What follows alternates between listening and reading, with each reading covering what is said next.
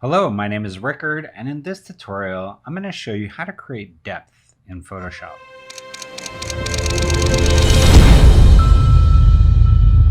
The common issue I see with composites or images posted in the Nucly Facebook group is that they lack three-dimensional depth. Now, creating three-dimensional depth in a two-dimensional image is a challenge, and there's three primary ways in Photoshop that we can influence the perception of depth. One of those is focal depth, the other is atmospheric depth, and then we have color depth. Now, there are other ways of creating depth as well, and I have a whole article in my blog, Zevin Design, which I'll include a link to in the description of this video, which covers all the ways that you can create depth. But in this tutorial, we're going to be covering those three: focal depth, atmospheric depth, and color depth. And we have three projects where we're going to cover these. And in each one, we're going to start with an image, and then I'm going to show you tips, tricks, and techniques that you can use to create more depth using these three methods. Now, if you'd like to follow along, I have included all the assets in a link in the description of this video. So go ahead, download those, and then let's dive into Photoshop. All right, I'm going to go to File, Open. I'm going to go ahead and open this Isabella file. And the first thing I need to do is basically separate this into various layers of depth. So if you imagine this as a scene and we have three-dimensional depth going away from us here and into the background of this image, we can imagine a few of these things having their own depth. So let's go here, and I'm just going to select red as my first color here. And let's just kind of imagine what this might look like. It would basically be these foreground kind of hops here, and then this foreground horse. That would be my first layer. And then my next layer might be this background horse here, so maybe something like this. This horse kind of going back through this area here, and then my next one might be this horse here, so something like this. And then finally we obviously have our background there, and then our sky. So those being the various layers, the first thing I need to do is I need to cut up my image so that I can put atmosphere and kind of work independently on these various parts of the image. Now, I can do this with masks, I can do this with selections, alpha channels. There's many ways of doing this. I could even separate it into a bunch of different layers. And really this depends on the type of workflow you like. What I'm going to do here is I'm going to use masks and separate this into various layers that I can then work with. So I'm going to go ahead and just turn this off for now. We don't really need this. It's primarily reference, but just in case we want to reference back to it, I'm going to leave it there for now. And with this layer down here selected, I'm going to go into my quick mask tool, and I'm just going to start kind of painting in, hoping that Photoshop sees some of these blocks here. And so far it's not doing a great job, but we're going to correct that by kind of painting away the areas we don't want. And hopefully at some point Photoshop will start to track a little bit better with what we're trying to achieve here. And with a lot of these AI selection tools in Photoshop, a lot of it is just trial and error. You kind of have to go and do it, and then do it some more, and then do it some more after that, and just hope that Photoshop kind of figures out what it is that you're trying to select. You can also change the brush size. So generally a smaller brush is going to focus that AI a little more. So if you do find it selecting way more than you actually want, try to make the brush a bit smaller. Also, the speed at which you paint over an area is going to affect how much it selects. So all these are factors. I'm going to kind of go through quickly here and just select. I'm going to kind of fast forward through my process here of just refining this selection. So after I've done my basic selection, I'm going to dive into select and mask here and just refine it further. I'm going to fast forward through this, but essentially I'm just using the selection tools here to refine this as much as I can.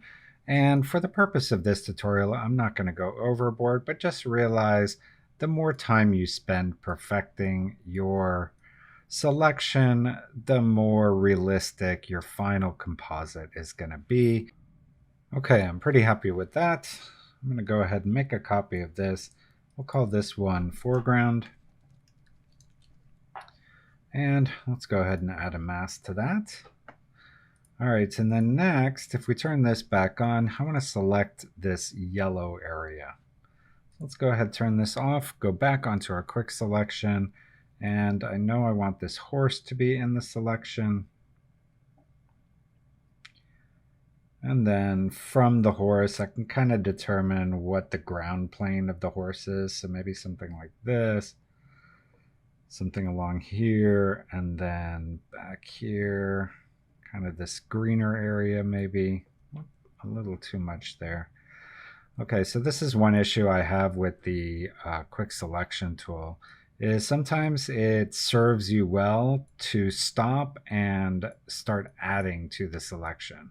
Because there you saw I did a whole bunch. I tried to Command Z just the last thing it selected, but because I hadn't let go of the tool in quite a bit, it undid my entire selection. So every once in a while, just let go of your mouse and start clicking again. That way you can Control Z if you select more than you want to.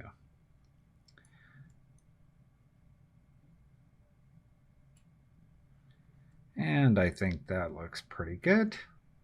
Let's go to select and mask, and I'll just do some fine tuning here. We'll kind of fast forward through this again.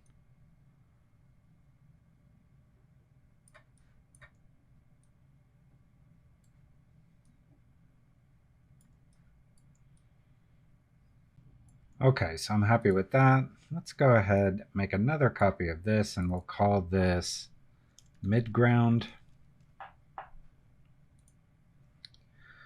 And then let's turn this back on. Okay, so next we want the green, which is essentially this horse right here, maybe a little bit of the ground he's standing on.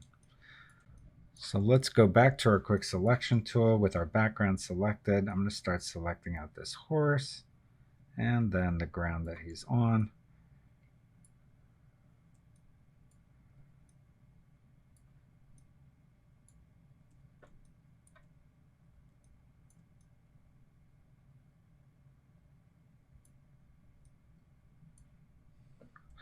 And we'll dive back into select and mask, do the same thing here. Again, I'm just refining this selection.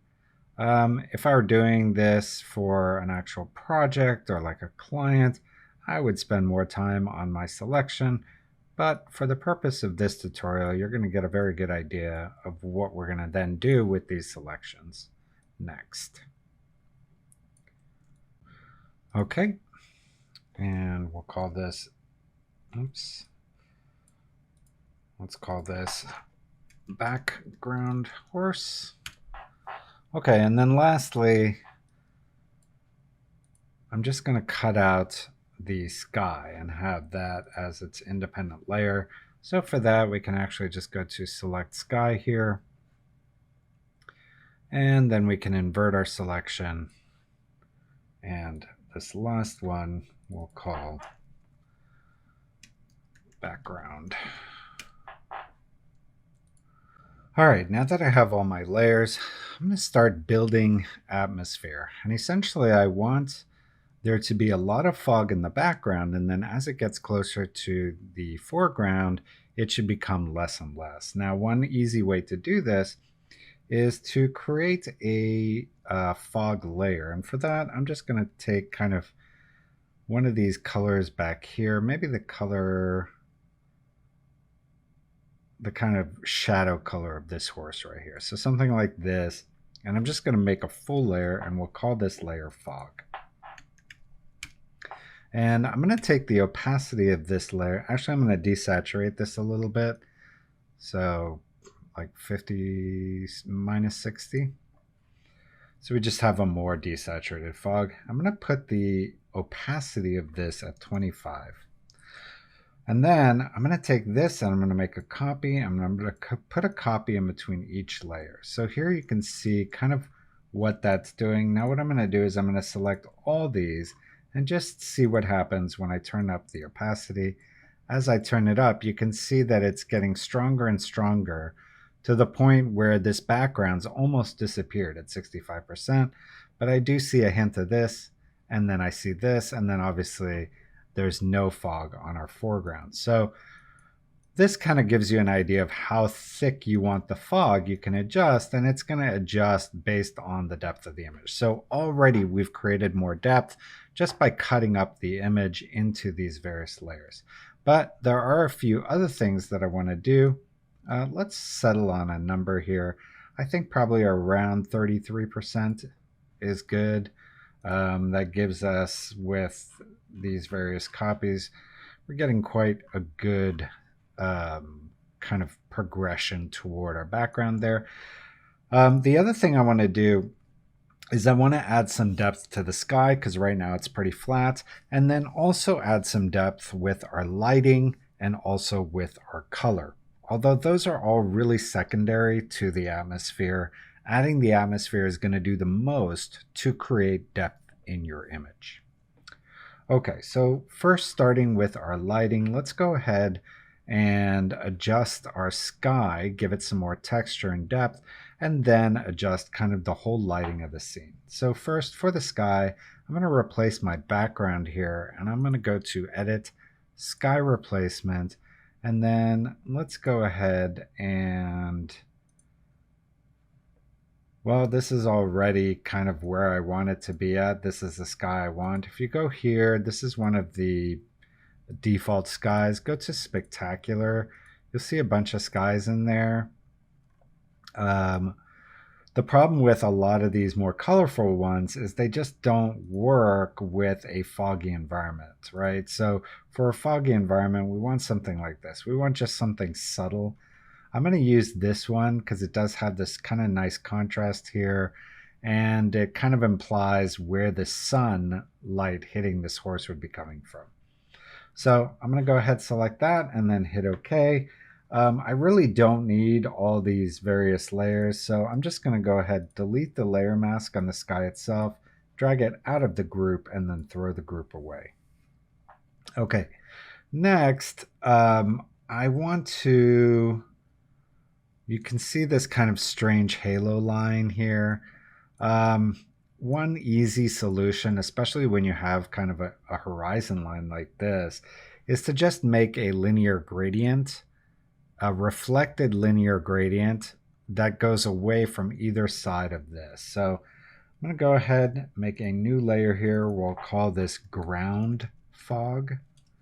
And this is going to act just as ground fog. So I'm going to take my fog color here, make it a little bit lighter, probably even a little more desaturated as well. And then just go from about here, holding shift, I'm going to go up about an inch. And then I'm going to drag this to above this background layer here. And I think I'm going to make it white, just so I can see it a bit better. There it is. And then if I do Command T, I can just drag this, kind of line it up to where my mountain is. And the intent here is that this just kind of rides along the horizon there and kind of makes this horizon disappear into the sky. So there you go. It's doing a pretty good job of that.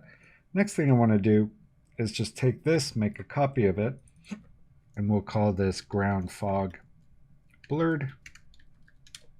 And I'm going to go to blur, Gaussian blur, and just blur this quite a bit. So let's do 150.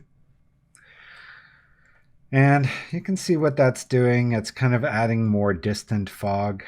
And because it's behind all these layers, we're not adding more fog in front. Okay, and then I want to clear some of the fog away from the sky area here, just where the sun is peeking in.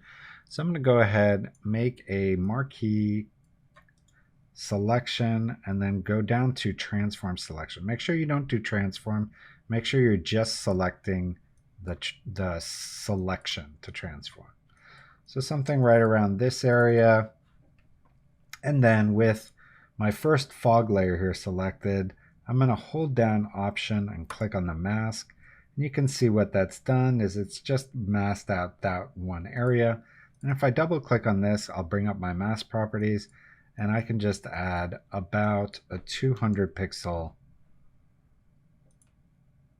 feather to that. Now what I can do is hold down Option and Command and just drag this up to my other fog layers here.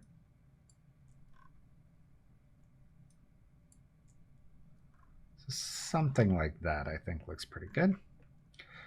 Okay, and then the other thing I might want to do is just add a little bit more of the sky texture up here.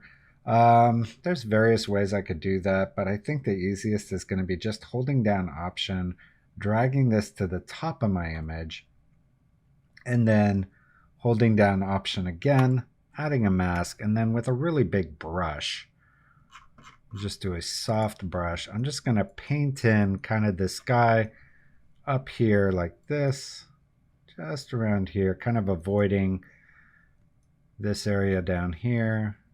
And then I'm just going to take the fill down on this, make it much more subtle to about 40%. Okay, so now we have a sky with some depth. We also have some nice fog and atmosphere. The next thing I want to do is bring in our lighting.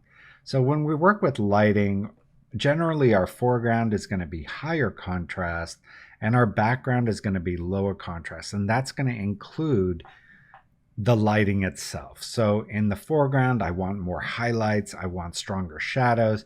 In the backgrounds, I want the shadows and the lit areas to be closer together in color. And the way I'm going to do that is by first just kind of making the whole image a little bit darker, and then making the areas where I want my light to be hitting a little bit lighter. So let's go ahead and add a curves. I'm just going to bring down the entire top of the curve, and that's just going to make everything a bit darker. And then I'm also going to bring down the middle just a little bit. So something like this. Let's go ahead and minimize that. And then I'm going to go with a large brush again, maybe take down my flow to about 20%. I'm going to start painting with black on my mask where I want the light kind of shining in. So it's shining in from here. That's where I want it. I'm going to avoid the other areas of the image, just have it kind of hit there. So there you go. Now you can see we've kind of created this vignette around our image. So that's pretty nice. The next thing I want to do is this horse just feels a little bit too omnipresent. I'm going to add another fog layer here, and I'm actually going to call this painted fog. And for this, I'm going to use my atmosphere brush. If I right mouse click on here and go to my Nucly atmosphere brushes, I've got these fog brushes, and I'll include a link to the one I use. But these are really great for just adding atmosphere. They look a lot more realistic than just using a soft brush. So I'm going to go ahead and use this one here, which is Fog 02.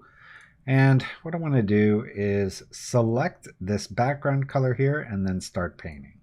And I'm going to do that quite a lot, meaning just selecting the background and then painting, because I want this fog to kind of match up with the colors that are already in this background. I don't want to be introducing a new color.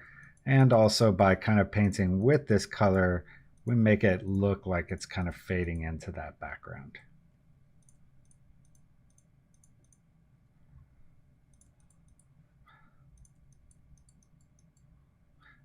Also a nice way to just break up the kind of plain gradients here, make it look a little more natural. Something like this. Here you can see kind of a before and after. It's just adding a little bit more of that into the background. Now it's probably a little too strong. Take it down just enough so I can see that kind of horse is still there. So something like that. And then the next thing I want to do is use color to add even more depth to our image. Now with color depth, your background is going to be cool, and then you're going to have warmer colors in your foreground. And that's kind of like the very simplistic version of color depth. I will include a whole article I wrote on color depth in the description of this video. But broad strokes, you want your warm colors in the foreground and you want your cooler colors in the background. So let's go ahead and add a curves layer. I'm going to go to my reds, and the opposite of that is cyan. I'm just going to start adding some cyan to the whole image, and maybe go down to the blues as well. Just bring that up a little. That's going to give kind of my whole image a very cool look. And what I want to do here is just take my foreground here and then cut that out of this mask. That way my foreground stays nice and warm. Now, I think it's a little much here and here, but I do like the horse being warm. So what I'm going to do is just go on a linear gradient, and with white, just kind of add in that color grade back in everywhere except for where this horse is here. So I think that looks pretty good. I also think we need a little bit of that warmth on this horse. So I'm going to go ahead and select this midground, and then just with a black brush, paint a little bit of the color back into this horse here. So something like that. Okay, so now we've got our warm hitting here. And the next thing I want to do, kind of the last thing really before my final step, is I want to add a flare here into the sky. If you have any element which crosses from your background through to your foreground, it's going to help sell the image and also sell the depth of your image. So in this case, if I add a flare, and I'm just going to go to my flare library, but I'll include this flare in the assets as well. I'm going to go to my flares, and I'm going to grab kind of a simplistic looking one. This is a nice flare if you want to add something that looks photorealistic and not overdone. That's this one here, this flare 08. I'm going to add that, kind of make it bigger. Let's go ahead and minimize this. I'm going to put this on screen and then just line up kind of the sun with where that sun is shining on the background sky there. So something like that. And because it's got these nice little like ray elements that kind of go in front, it just helps sell the illusion that this is a photo rather than a composite. All right, then you can see this does have some kind of single pixel lines there. I'm not crazy about this, so I'm just going to Gaussian blur those out, and just want to Gaussian blur it until I don't see those strong lines anymore. So around 4.5. And then I'm also going to add a mask and just paint out or feather out the edge of that. So something like this. So there, I'm pretty happy with that. The last thing I might do is just make another flare very blurred to help give me kind of like a shot of light where the sun is hitting this horse. So let's go back to flares, and for this I'm going to use maybe this flare 10 here. I'm going to make it even yellower than this by doing B, Command B for my curve, or sorry, color balance. And in my midtones I'm going to add some yellow, and then also in the highlights I'm going to add some yellow, and in the shadows some red. So something like that. Then we're going to go ahead and Gaussian blur this. And here we want to Gaussian blur it so it doesn't even look like a flare anymore. It really is just going to be kind of a hit of light there. So something like this. And put that on screen and just kind of line it up here with the mane of the horse. So something like that. So where that light is hitting the horse. So right about there. Maybe make it a little bit smaller. And then we can also do a curve and just maybe make it a little bit more contrasty. So something like that. Just a little bit of a highlight there. We might even want one on this horse. Maybe there.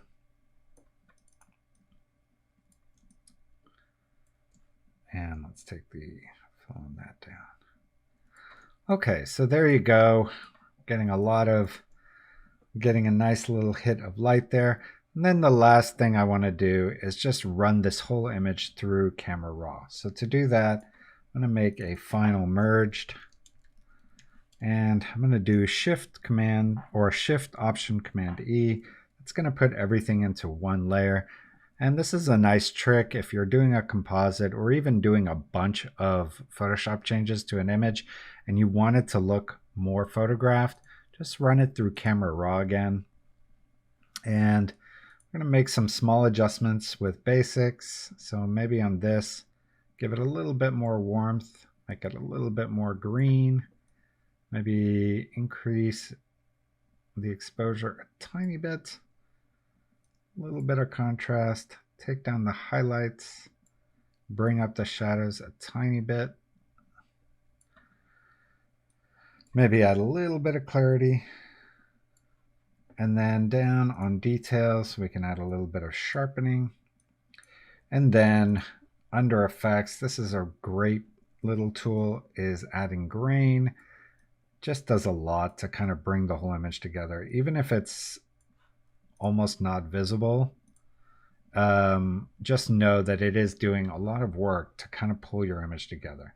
Next, I'm also going to add a little bit of vignette.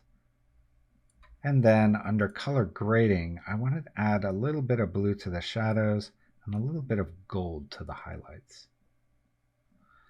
And then finally, under my masks, I'm going to add a radial gradient. And I want to kind of use this as a strong vignette over the whole image. So again, I'm kind of where this lighting is and kind of ending with this horse. So something like this. Let me see if I can make this a little smaller in here. There you go. Okay, so I'm going to make this a little bit smaller.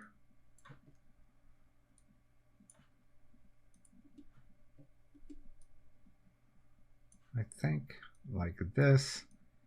And then maybe I'll make the feather even stronger. And then I want to click on this, and that's going to invert it. That way it's actually selecting out the background. And here I want to go under the exposure and just take that down a bit. Just this effect of having more dark in the areas and then lighter in the middle, that in itself creates visual depth. So I'm also just going to take the temperature down a tiny bit. Again, I'm adding a little bit more blues to my shadows. And then I'm going to duplicate this and invert the mask. And what that's going to do is it's going to create a new mask, but this mask is selecting the part the opposite of what the other mask was. So with this mask, what I can do is I can actually turn the temperature up, make it a little bit warmer in this area, and then maybe even take up some of my shadows in this area, kind of get a little bit more detail out of this horse right here. So something like that. All right, let's hit escape. And there you can see it. I'm pretty happy with that. Let's hit OK. And there you can see the before and the after, and also the before and the after on the whole image. So without depth, and then with a lot of depth added in Photoshop. All right, let's go to File, Open. And for this next one, I want to show you this Nature Cat 66. This is a photo I took of a model in Eaton Canyon. Now this one, you can see we have our foreground, which is her. We have our midground, which I would say ends kind of where these rocks end. And then we have our background. And for this one, what I want to do is I want to use focal depth rather than atmosphere to create depth. And what I mean by that is rather than adding fog, what I'm going to be doing is blurring the background and then adding some kind of element to our foreground that's out of focus and then goes to focused where she is and then out of focus again behind her. Focal depth or shallow depth of field is a great way of creating depth.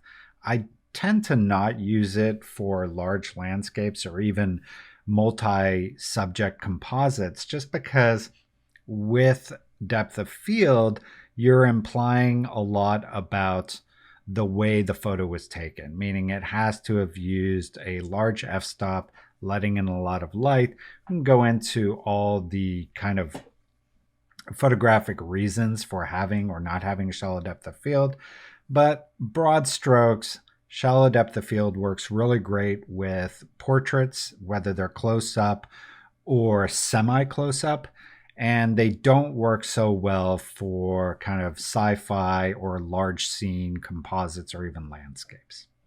Okay, but for this, we're going to use shallow depth of field. I'm going to show you some tips and tricks on how to do that. So the first thing is, again, like in our last tutorial or in our last lesson, we need to separate her from the background. But in this case, I'm going to use the object selection tool. And if I just kind of click on her, you can see as I hover over it, she becomes blue. And that's showing me what it perceives as the object to select. So there you go. It selected her. If we go to select and mask, it's actually done a really good job. For the purposes of this tutorial, I'm not going to do anything but maybe add some edge detection and then hit OK. All right, then we're going to add a mask. So I just made a copy of that layer and I'm going to add a mask. I'm going to call this subject. And now for our background, I want to blur this. Now the problem is if I just go ahead and start blurring this like this, we're going to get kind of a halo effect around her. And that's because she's still in this background. So as we're blurring her, she's also blurring. And that kind of defeats it doesn't look right. So the first thing we have to do is in our background, we have to get rid of her. So how do we do that? Well, first we need to make this a rasterized layer. So I'm going to go ahead and make one more copy. We'll call this bottom layer original. And then on this layer here, I'm going to rasterize it. So I'm going to go down here and click on rasterize layer. And then I'm going to select her. And we're going to go to select, modify, and we're going to expand our selection by 20 pixels. So let's hit OK. And there you can see now we've kind of gone out from where she was and selected the rest of the image. Now from here, I can go to Edit, Content Aware Fill. And that's going to give me this dialog here. And you can see on the left, on the right here is kind of what it has decided to make the selection or fill it with. It actually looks kind of good here. It looks pretty good here. Doesn't look great there, and it doesn't look great here. So there's a few ways we could resolve this. I could try to paint out some of the stuff that it's using that I don't like, which is mostly this really in focus stuff down here. So let's try deleting that. Already that's doing a better job, although it's still kind of obvious. So I'm going to cancel out of this. And for this, another trick you can try is just using the patch tool. So here I can just move this to kind of like maybe there.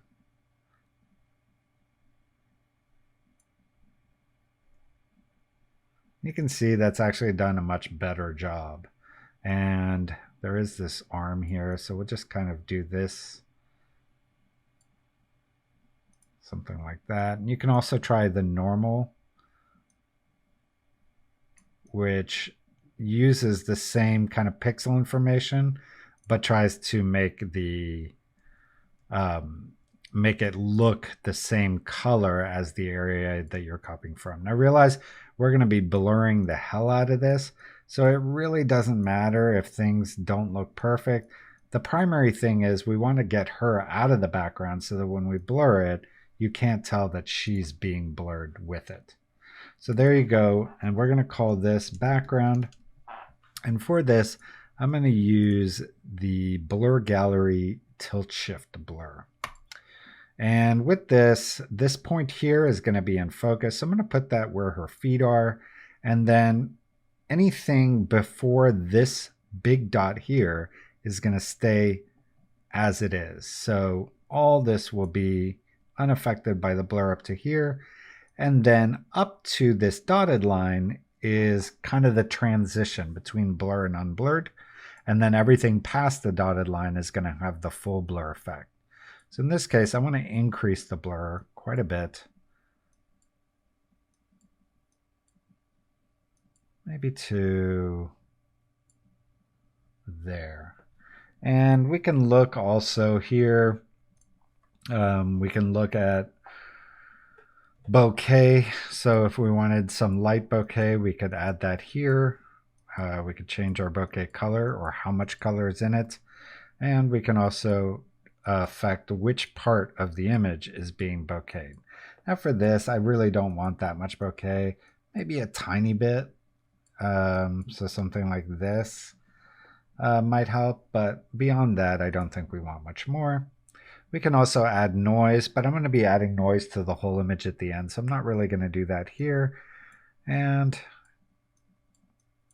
I think that's pretty good. So let's hit OK. So right away, we obviously have more depth in our image, although it now looks like the photo was taken with a very shallow depth of field. Okay, so from here, what do we want to do? Well, there's a few things. We want to add another element of depth that is being influenced by the shallow depth of field. So we have some rocks here, but it just isn't enough. It's all on the ground plane.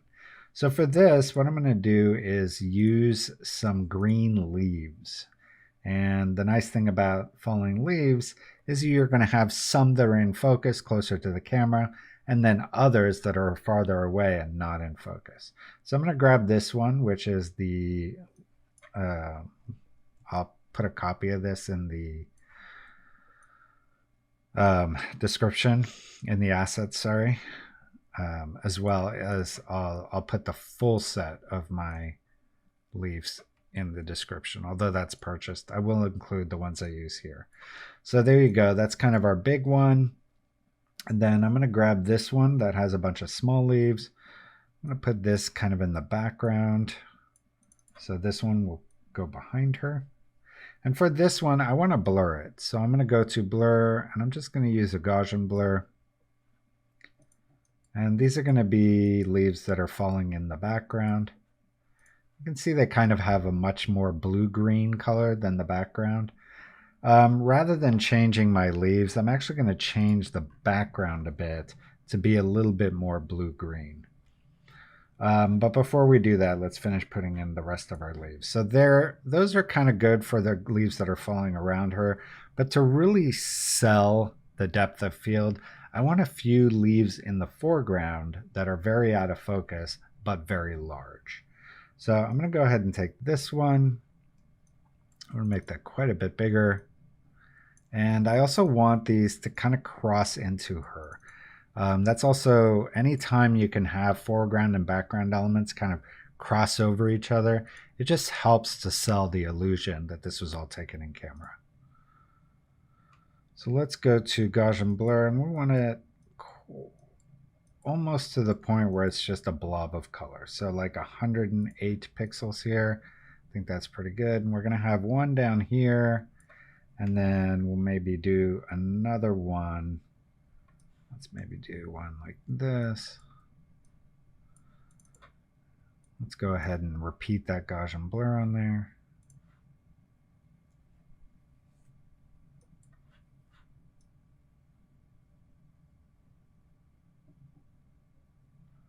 So something like that. Maybe these are a little too much. Let's take it back down to like there.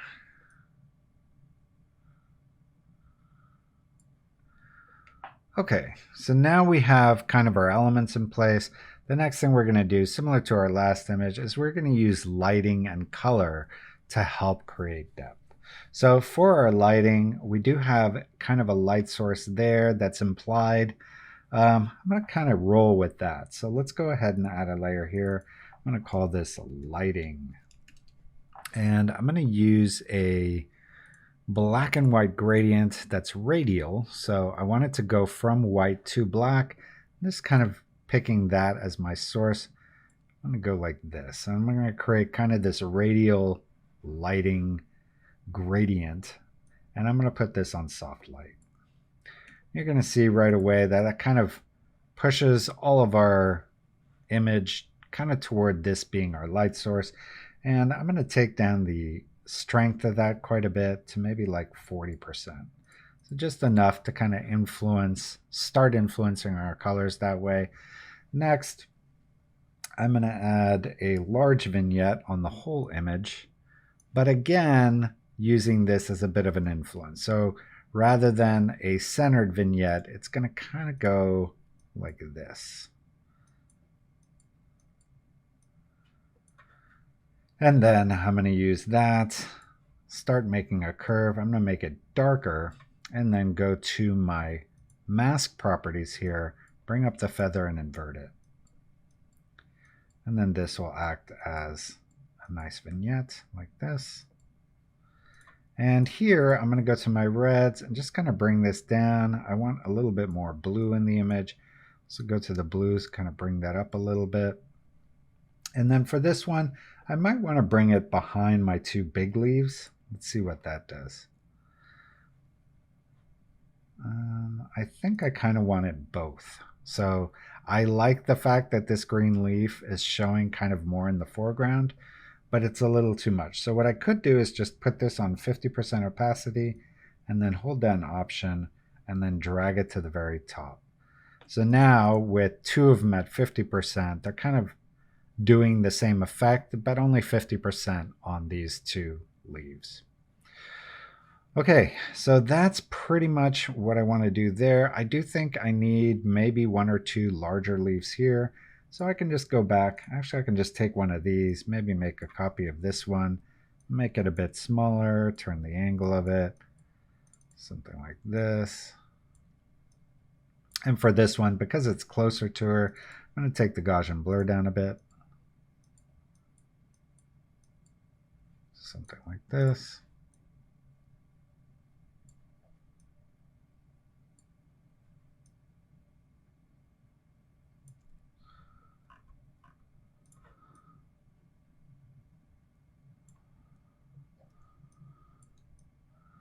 So we get kind of this impression that we're shooting through the leaves at her.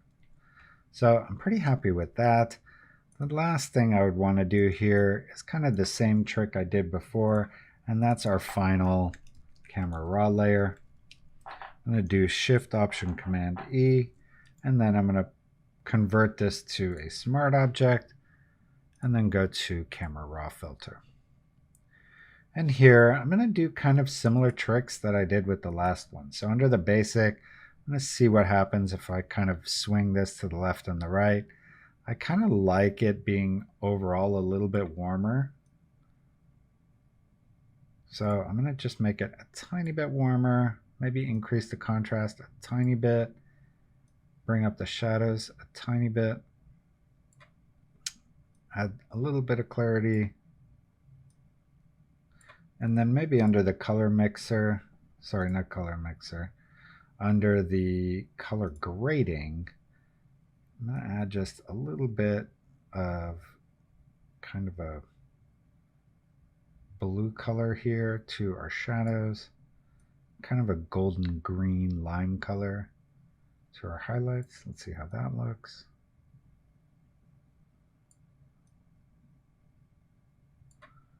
Kind of Tarzan-y. Something like that.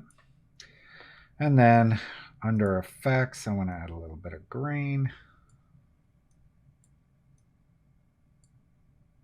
And a little bit of vignetting. And the vignetting, rather than doing the vignetting here, I'm actually going to use a radial gradient again. Just gives me more control. So something like this. I'm going to invert this. Just take down the exposure a bit.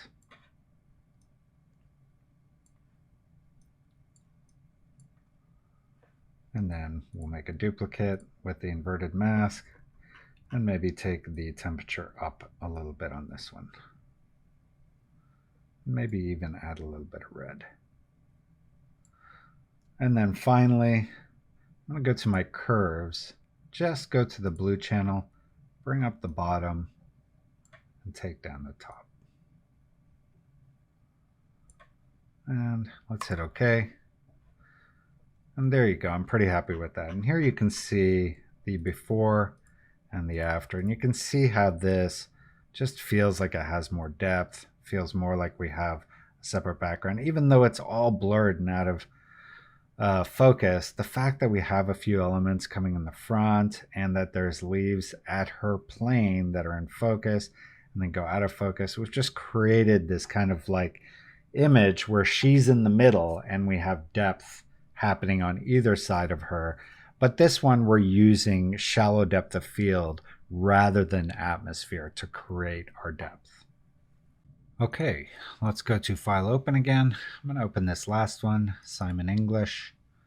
This is another image I got off of Unsplash by Simon English. Great photo. And what I want to do here is take a look at how we can apply the principle of adding atmosphere and adding focal depth to a single image, as well as touch on another cool trick that you can use for depth of field in Photoshop. So first things first, we're going to do a similar thing we did for our first image, and that's to separate this into various layers. And here, basically our foreground is going to be this. And then our next layer after that is going to be this mountain here. And then finally we'll go to this mountain and then to the sky. So those are kind of our various layers. And the first thing we're going to do is separate our image into these layers before we do anything else. That'll kind of give us the groundwork that we need in order to add depth. Now, I've already showed you how you do this, so I'm going to kind of skip through this quickly and just do it using the quick selection tool and the select and mask.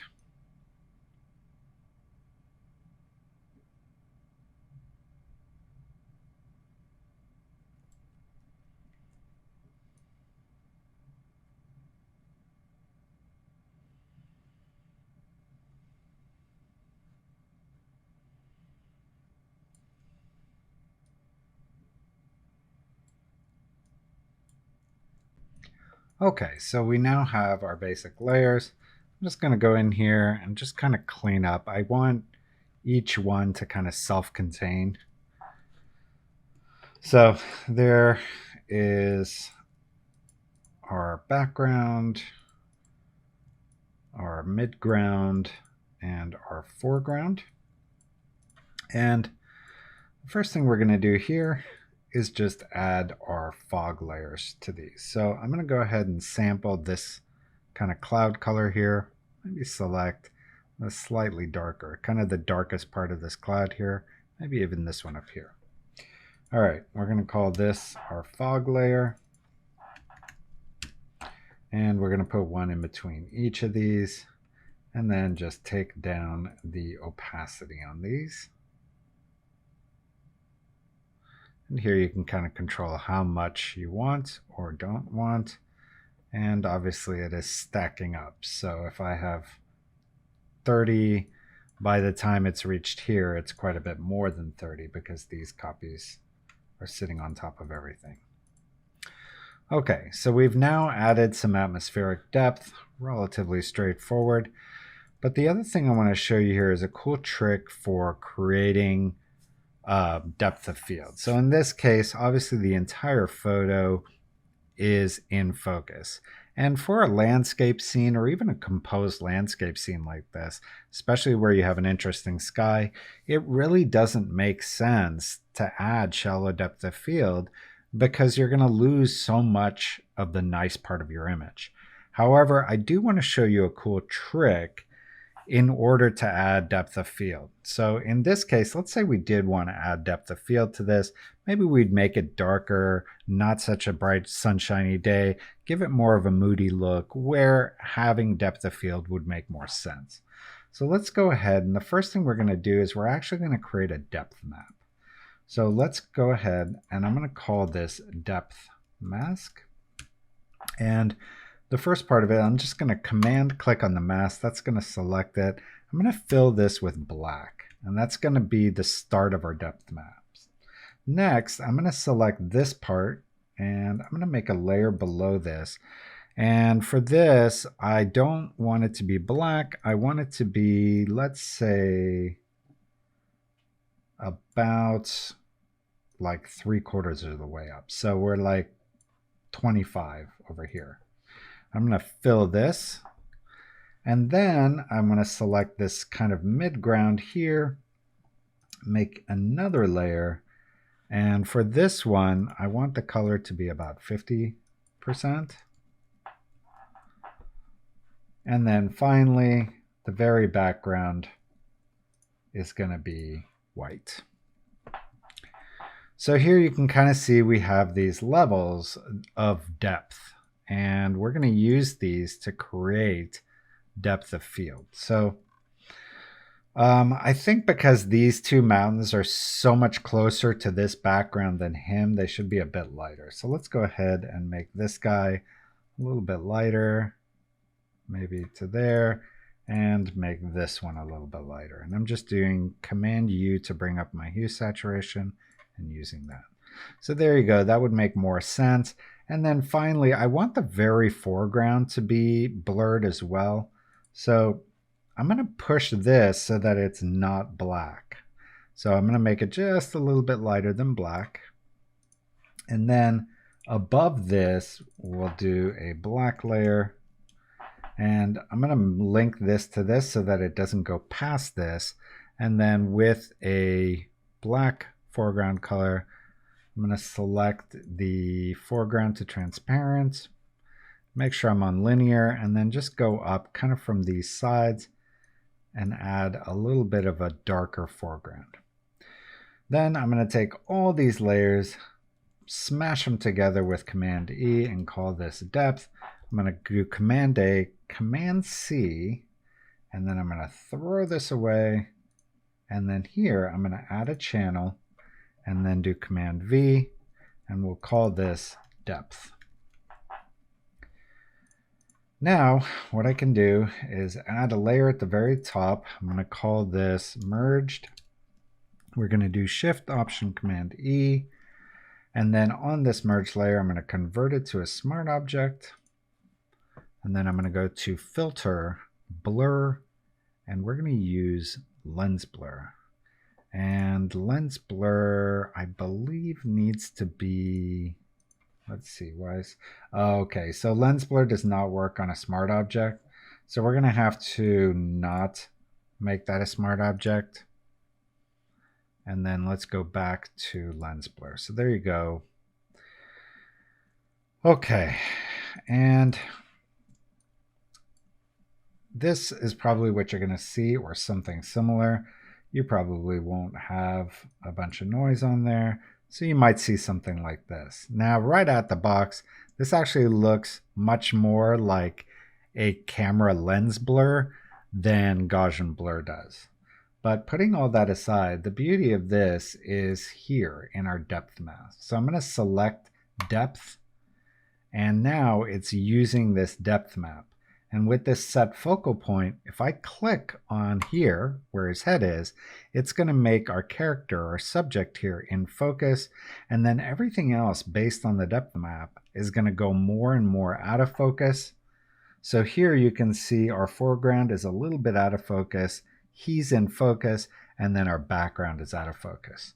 Now you can adjust how out of focus it is with the radius. So if you want just a little bit of depth of field, or if you want a whole bunch, you can also adjust the blade curvature. That's going to affect the way the bokeh looks, and you can even affect the rotation here. These are pretty subtle. You're not going to see big changes working with these, but you will see a lot with the radius here. You can also even change here. So if you want your bouquet to be more milky or what have you, you have these to work with. Now hexagon is the default. I'm going to leave it on that. And if I want, I could add a little bit of noise. But I'm going to be adding noise with camera raw, so I'm going to leave that out of this and just hit OK. So there you go. I've now added some nice depth of field, and I did it without having to kind of fill in the previous layers or do anything like that. I could have done it on my original image, but I needed to first create these various layers in order to create my depth map. Okay, so now with this merged, I am going to convert it back to a smart object, and then I'm going to go to my camera raw and give it its final touches. Now, because this is a shallow depth of field shot, it doesn't make sense for it to be a bright sunny day, just because of the way cameras work. On a bright sunny day, you're going to have a hard time getting shallow depth of field. So let's go into our color mixer here. And what I want to do is go under saturation and just take the saturation down on these blues. And right away, it's going to start looking more like a kind of gloomy day. I might even go to the luminance and take those down a bit. And then also under saturation, I might want to pump up the saturation of this red here. I'm just going to make that look a little more kind of sexy and also make it stand out a little bit more.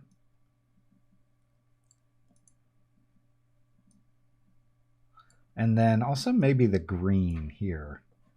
It might look cool if that's a little more saturated. So something like that. And then the other thing I want to do here is I want to go to effects, add some nice green.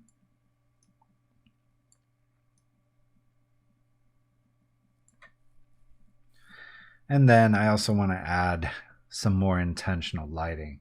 So here he seems to be in some sunlight. So I'm going to assume that there was maybe a break in the clouds just in this section. So let's go ahead and add a radial gradient. We'll just kind of make it like as if the sun is shining right there and everything else is going to be darker. I'm going to go ahead and invert this with this little button here and scroll down. Take my exposure down, take my temperature and make it more blue. Could even add a bit of color here. So maybe something kind of in this cyan range, but not so saturated. Okay, that looks pretty darn good. And then I'm going to go up here and I want to do the duplicate and invert mask. And with this one, I'm just going to bring the temperature up a bit and then maybe also bring up the exposure a tiny bit and the shadows. So something like that. And then I'm going to escape out of all that. And then, oops. I'm going to scroll down here. I think I'm going to add a little more grain to this one. And also a little bit of vignetting. So something like this. I do think this mask, we probably have just a little too much color going in there. So I'm going to go ahead and just get rid of this. I think that looks better. Okay, and then finally, under color grading, I'm just going to add a little bit of, ooh, I kind of like this. So this is adding kind of a color to the whole thing. And I do think having kind of a little bit of that warm tone across the whole thing helps. We'll compensate with a little bit of kind of cyany in the shadows and then gold in the highlights. Now these are all artistic decisions. They don't really affect the depth so much, except for you want your warmer colors in the foreground and you want your cooler colors in the background. All right, let's hit OK. So here you can see our before and our after. In this one, we've created more depth using shallow depth of field and atmosphere. Although for a situation like this, you do run the risk of it looking kind of like a miniature, which is what happens when you use shallow depth of field on a really expansive scene. So there you have it. Those are some tips, tricks, and techniques and methods that you can use to create more depth in your images in Photoshop. Now, if you want to learn even more on creating atmospheric depth, I do have a course called Creating Atmosphere in Photoshop, which I'll include a link to in the description of this video. It is a 5-hour course, has a lot more lessons, and various techniques and methods for creating atmosphere in Photoshop. Also, I have included a link to my full flares pack, which I showed in this tutorial, as well as my leaves overlays pack, which you also saw a glimpse of in this tutorial. So there you have it. If you enjoyed this video, please subscribe to my channel, leave a like, leave a comment. I do try to read them all. And here's some other tutorials to check out. And I will see you next time.